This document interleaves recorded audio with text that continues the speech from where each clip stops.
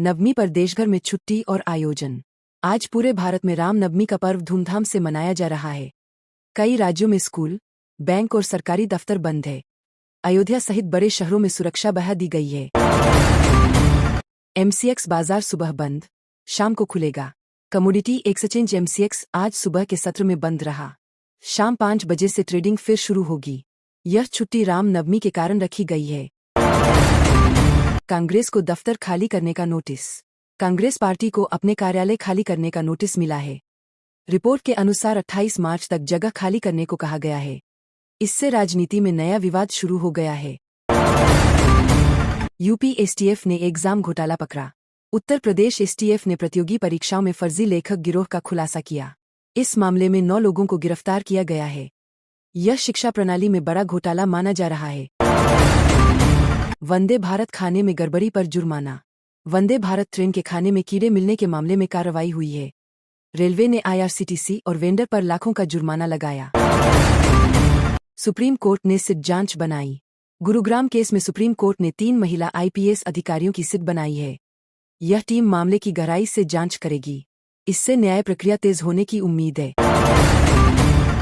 लखनऊ में 1.17 करोड़ की साइबर ठगी।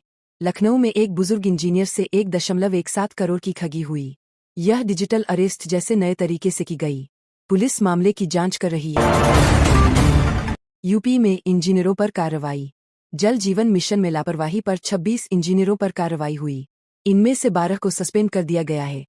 सरकार ने सख्त रुख अपनाया है। एआई टेक्नोलॉजी में भारत ताइवान साझेदारी। दिल्ली में हुए एक्सपो में भारत और ताइवान ने एआई सहयोग बढ़ाने पर जोर दिया। नई तकनीक और डिजिटल इंफ्रास्ट्रक्चर पर काम होगा। इससे टेक सेक्टर को बड़ा फायदा मिलेगा। पेट्रोल पंप बंद होने की खबर। तेलंगाना में लोगों ने ज्यादा खरीदारी की वजह से कुछ पेट्रोल पंप बंद हो गए। इससे स्थानीय लोगों को परेशानी हुई। सरकार स्थिति संभालने में लगी है। वित्त बिल पर नया टैक्स अपडेट। सरकार ने वित्त बिल में 12% बायबैक सरचार्ज पर सफाई दी। वित्त मंत्री ने कहा कि यह अर्थव्यवस्था संतुलन के लिए जरूरी है। इससे निवेशकों पर असर पड़ेगा। पीएम मोदी सबसे लोकप्रिय नेता बने।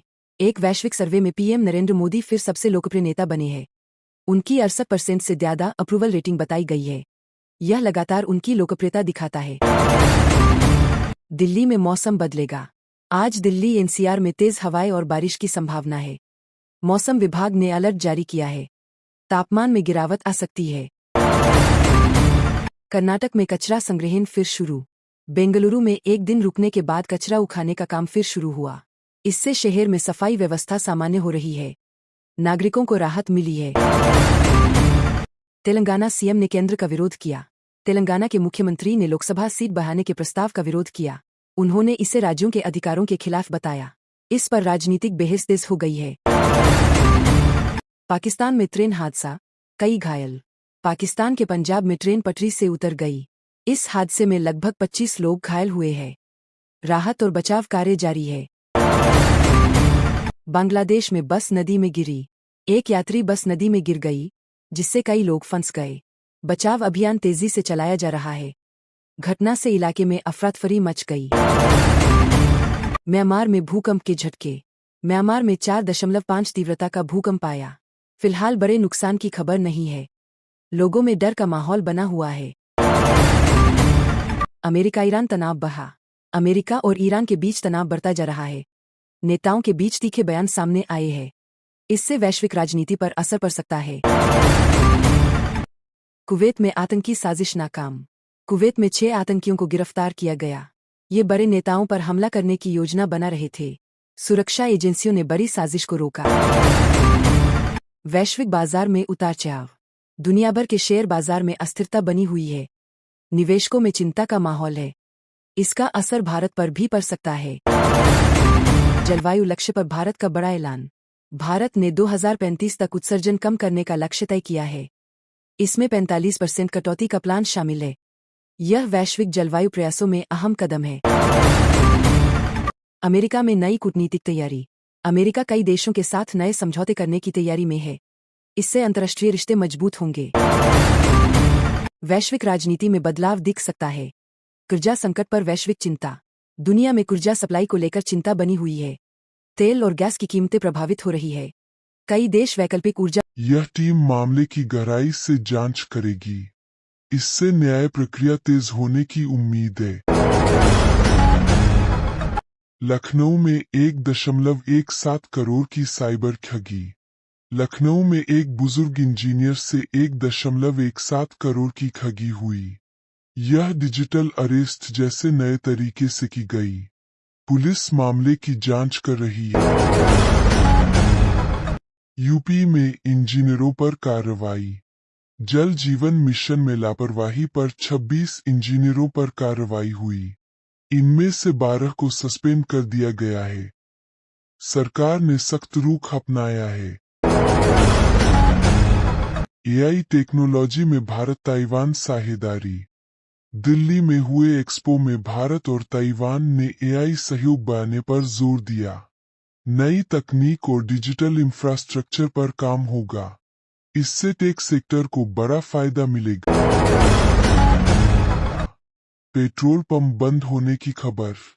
तेलंगाना में लोगों ने ज्यादा खरीदारी की वजह से कुछ पेट्रोल पंप बंद हो गए। इससे स्थानीय लोगों को परेशानी हुई। सरकार स्थिति संभालने में लगी है। वित्त बिल पर नया टैक्स अपडेट। सरकार ने वित्त बिल में 12% बायबैक सरचार्ज पर सफाई दी। वित्त मंत्री ने कहा कि यह अर्थव्यवस्था संतुलन के लिए जरूरी है। इससे निवेशकों पर असर पड़ेगा। पीएम मोदी सबसे लोकप्रिय नेता बने। एक वैश्विक सर्वे में पीएम नरेंद्र मोदी फिर सबसे लोकप्रिय नेता बने हैं।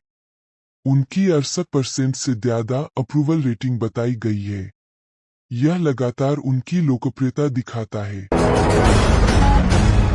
दिल्ली में मौसम बदलेगा। आज दिल्ली एनसीआर में तेज हवाएं और बारिश की संभावना है। मौसम विभाग ने अलर्ट जारी किया है। तापमान में गिरावट आ सकती है। कर्नाटक में कचरा संग्रहण फिर शुरू।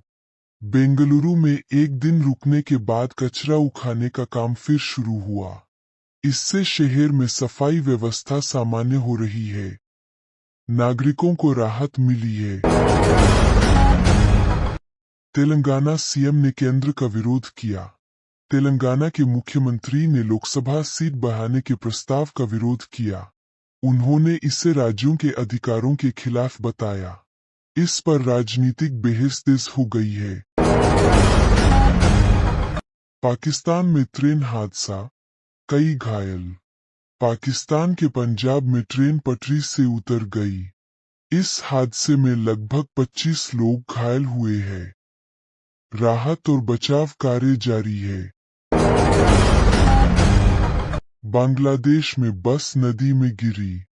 एक यात्री बस नदी में गिर गई, जिससे कई लोग फंस गए। बचाव अभियान तेजी से चलाया जा रहा है। घटना से इलाके में अफरा-तफरी मच गई।